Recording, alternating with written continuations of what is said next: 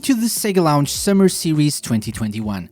We're on break over here at the lounge. We've got chairs everywhere, not much to drink, but it's summer and I didn't want to leave you guys without any kind of lounge content, so I've invited a few friends from all corners of the Sega community to record bite-sized episodes of our 2021 Summer Series dedicated to the best Sega summer games. Well, not just Sega per se, but games on Sega consoles are fine too. And when I say best, I mean their favorites. And when I say summer, well, that depends on your perspective. But the point is, all summer long you'll get weekly suggestions of games you can and should play, whether it's on your retro consoles or modern systems, or even with emulators. I hope you enjoy this. Remember to follow the Sega Lounge on your podcast app so you don't miss future episodes. And now, without further ado, here is this week's summer game.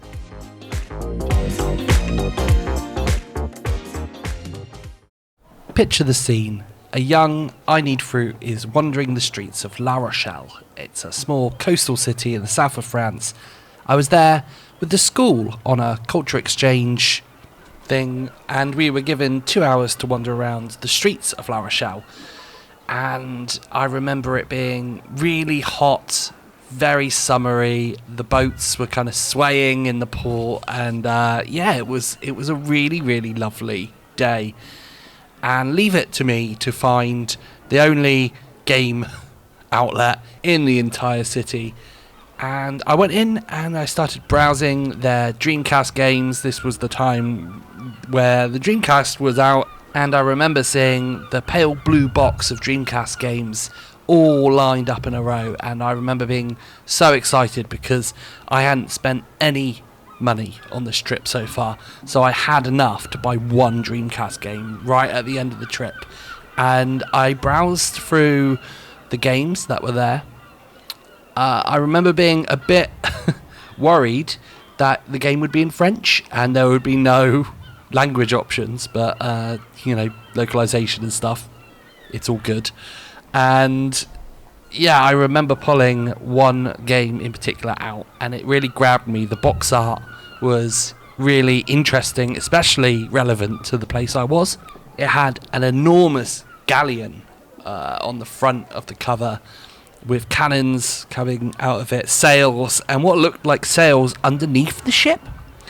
And then on the side there were 3 characters, one male character and 2 females, and I loved the look of them. They looked like kind of anime pirates, and I just, it really, really spoke to me. Like I say, especially relevant to where I was at the time.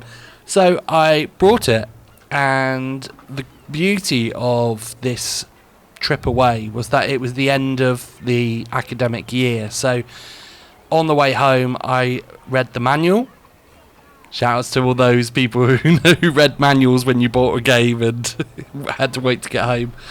And I remember finally putting that disc in my Dreamcast, and it was the summer holidays had begun.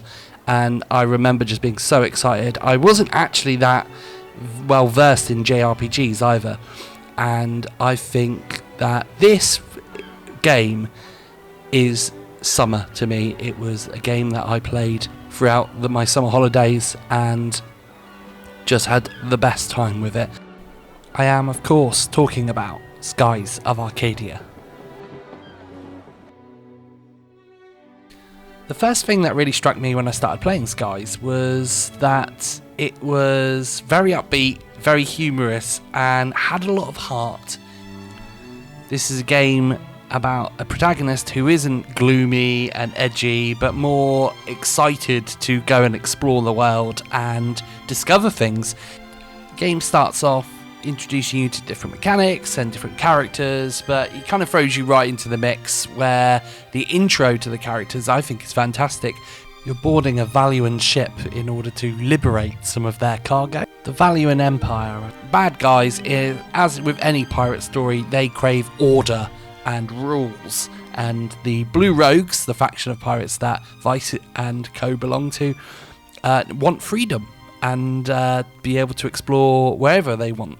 And so they're at odds with each other, but as you play through the story, you start to realise there is a bit more to the story than just good versus evil, and that manifests itself in the character of Fina, who is essentially the kind of healer character of this game, but she's from a long lost civilization in the sky, even more in the sky, I guess, which probably leads me on to something I should explain about the game. It's all set in the sky, hence Skies of Arcadia. All the islands are floating in amongst the clouds, and the ships you sail fly around these places. It's a really nice aesthetic to kind of hang out in and explore, and the story is simple, but it's really, really effective. It uses a lot of kind of Age of Sail tropes, from Moby Dick to proving the world is round. There's so much to do with this game, so much joy in it. And one thing that I do remember, sitting around my friend's house, I brought my Dreamcast down to his. I was playing through Skies of Arcadia. He was playing on his Dreamcast, playing Sonic Adventure 2. I remember not finding out for a long, long time. In fact, I don't think I found it out through my original playthrough that you could skip the cutscenes in the S moves, which were essentially like limit breaks or summons if you need a point of reference from Final Fantasy. I watched Ica's Lambda Burst about 1,000 times. I don't want to get into too heavy spoilers, just in case I managed to convince one person to play this game that never played it. But there are twists, there are turns, there are some really lovely moments. One of which was discovering Japan, or the world's equivalent of Japan, Yafotoma. I absolutely loved discovering that place, and have probably the best memories of summer during that, because the waters are crystal blue in that area, and it's also because you get there by navigating quite a dark and gloomy labyrinth of I would say probably the hardest dungeon in the game, and it's a ship dungeon, which probably brings me on to just talk very briefly about the combat. There's two kinds of combat in this game. There is the classic turn-based, picking your character, picking magic, attack, defend, or S move. You have a shared bar of points that you can spend on different moves, so as you can imagine, the S moves cost more points per round, whereas a normal attack does not. But there's also ship battles. Now, the ship battles are, I think, some of the best bits of this game. They're turn-based again, but what's interesting is because of the ebb and flow of sailing and the way that the ships move around each other, you have foresight into where they're going to be, what side they're going to draw upon you on, and when they're going to fire their cannons. And it leads to really interesting moments where you do more damage to an opponent's vessel if you are behind them, because they can't attack you and they're weak to your moves. Speaking of moves, ships also have S moves, and I still to this day shout Moonstone Cannon Fire whenever I let loose a huge laser move in any video game.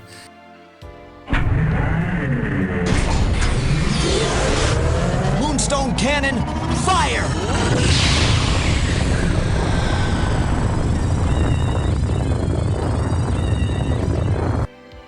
So yeah, this game stuck with me, definitely. I would consider it my favourite RPG. I did at the time when I was playing it through that summer holiday, and my opinion on the game was only more vindicated when I replayed it later on in life on the GameCube with Skies of Arcadia Legends, which I still own, and I'm probably gonna play it today. Speaking about this game as brought back so many good memories. So if you haven't played it, please do try and find it somewhere. And if you have played it, then I hope you agree with me that this is not just one of Sega's best RPGs they ever created, but one of the best RPGs, full stop. I've been INeedFruit. Thanks for joining me for the Sega Lounge Summer Series, and see you around.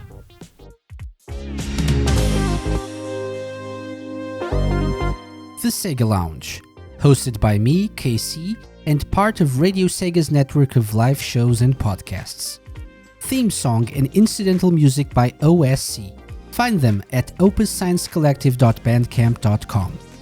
Got any suggestions?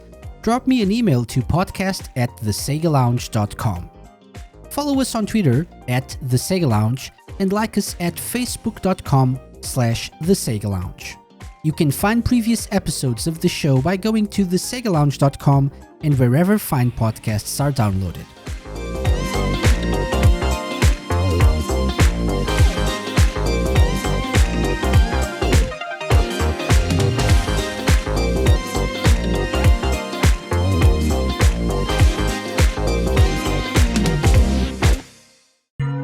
A Mixed On Productions podcast.